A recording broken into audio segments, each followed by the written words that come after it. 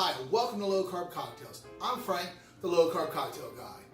This video is going to be part of a series of videos featuring pre-Prohibition era cocktails that were created in New Orleans. There's a lot of stuff here. This is for the Ramos Gin Fizz. So the ingredients you're going to need is 2 ounces of gin. Now, every recipe I've come across says use London dry gin. I'm not a fan of London dry gin. I don't like the taste of licking a Christmas tree.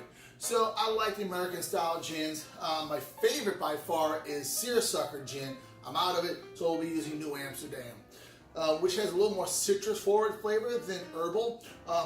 Personally, I think that goes better with the Ramos Gin Fizz anyway, but that's just my opinion. Lemon juice, lime juice, you can use fresh, but again, we're keeping it low carb, so we'll be using bottled. Homemade simple syrup, orange flower water, heavy whipping cream, 1 egg white, soda water, vanilla extract, optional, but I do think it makes a great addition to this cocktail. Tools you're going to need: shaking tins and a strainer. If you don't have shaking tins, you go ahead and use a mason jar, and if you don't have the strainer, just go ahead and pop that lid off the jar after you shake, slide that lid back in just a little bit. You can use that as a strainer. That's kind of how I got started. So let's go ahead and get this built. We're going to start with 2 ounces of gin, 0 grams of carbs. Use your favorite gin. If you want to keep this pure to the original recipe, go ahead and use a London dry gin. Old Tom is called for in most of the recipes that I've seen. So we have 2 ounces of gin. We do a ½ ounce of lemon juice. And again, using fresh lemon juice, it's going to taste a lot better, but it's also going to increase your carbs up to 1 gram of carbs, which isn't a lot. But when you see everything else we're adding in, it does tend to add up at the backside. ½ ounce of lime juice.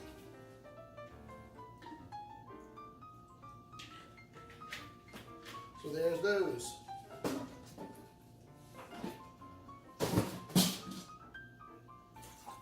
That's my juices.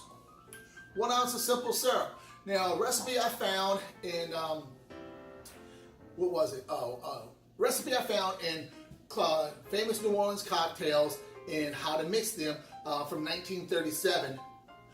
Actually had the vanilla extract listed, where a lot of the recipes you find on the internet doesn't. So I kind of went back as far as I could in documentation to find whether it did or didn't. It does say optional. Some people, there's a big controversy whether you use it or not, like I said earlier. So 1 ounce of our simple syrup, that's going to be 1 gram of carbs. Next we're going to do, 1 ounce of heavy whipping cream, which is going to have 2 grams of carbs. So our carb count so far is 1 from our simple syrup, 2 from here, so we're at 3 grams of carbs. Move this to our side. Next is going to be the orange flower water. You'll have to, it's kind of hard to find locally, so I ended up going on eBay to get this, but there's 0 grams of carbs. This is the Cardis brand orange flower water. And on the back of their label, it actually lists carbohydrates as 0. There are a few others that do have some carbs because they add some sweetener. Now, they'll say 3 to 4 drops of orange flower water.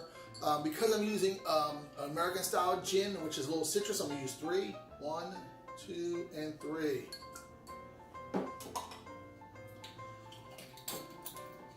Next is going to be your egg white, and this is what I've learned the hard way. When you're doing egg whites in your cocktails, hey, and don't freak out about it, it's fine. The citric acid from the lemon and lime really kind of, you don't have to worry about any salmonella or anything coming out, because that kind of it kind of takes care of that. So, but if you can do an egg white in your cocktail, don't drop it right into the cocktail itself. Go ahead and separate it apart from the cocktail. So that way, if you get any broken yolk in it, you won't have a yolk in the cocktail also. So 1 large egg white. Next is going to be our vanilla extract. Like I said, A lot of recipes on the internet don't even show this as an option. But some of the older texts I found, older cocktail books that had the Ramos Gin Fizz, do show this. And they do show it as optional. So I will add it. So 1, 2, 3 drops of vanilla extract. I find that it balances out a little bit better.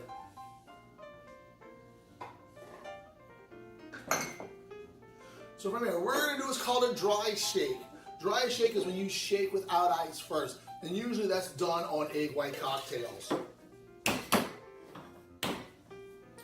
Now, just as a note, and I learned this from Common Man Cocktails with Derek Stromer. Shout out to him. Really, I've learned a lot of stuff I've learned technique-wise from him. A lot of information. So I'm going to throw some link to some video of his up here, right about here somewhere. Be sure to check out his stuff. Great information he'll provide you with as a home bartender like I am. I'm not a professional. So we're going to give this a dry shake, trying to blend all that stuff together. But yeah, like I said, put a paper towel or a bar towel or something around the rim, because as a dry shake, the chill from the ice is not going to contract the metal, so it may end up coming out a little bit. So put a paper towel, dishcloth, something around that seam, so if anything does come out, you're not wearing it. So that's it. Not a whole lot, just, you know, about 15-20 seconds just to emulsify everything and bring that egg to a really frothy top. Oh, that looks nice. So we're going to go ahead and add some ice to this now.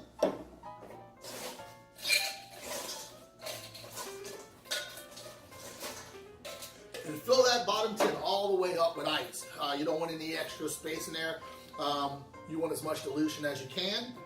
You want it nice and cold, because this will be served without ice. So you're going to want a little bit more dilution than normal. And get a pretty tight seal, and let's go ahead and give this a good shake. And there we go.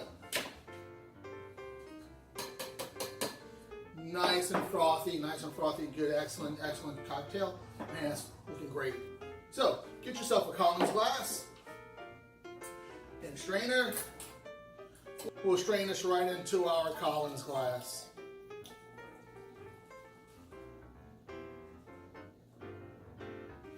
And then we will top with the soda water.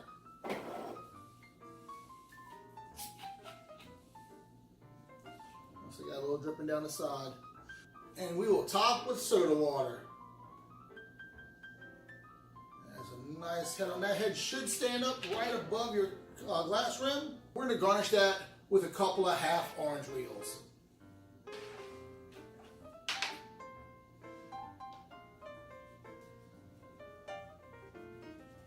That's basically, you cut a wheel, cut that in half, make a couple of slits for the side of your glass. And there you have it.